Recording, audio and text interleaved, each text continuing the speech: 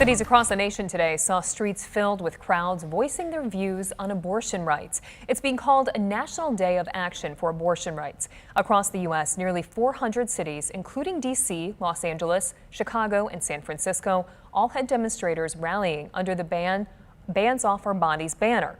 The long, heated debate only grows hotter as millions of women await the High Court's final decision on the future of abortion rights.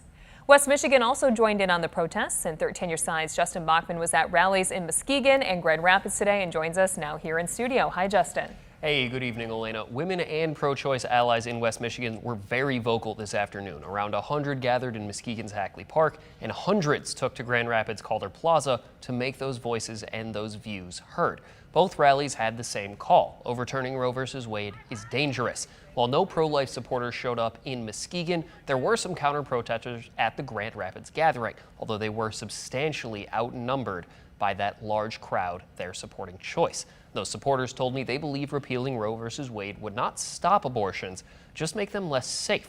Those on the other side, like Right to Life Michigan, say life begins at conception, and terminating that life is a violation of rights. Criminalizing abortions is not going to stop them. They're going to keep going, and they're going to be unsafe and very, very harmful to women and families.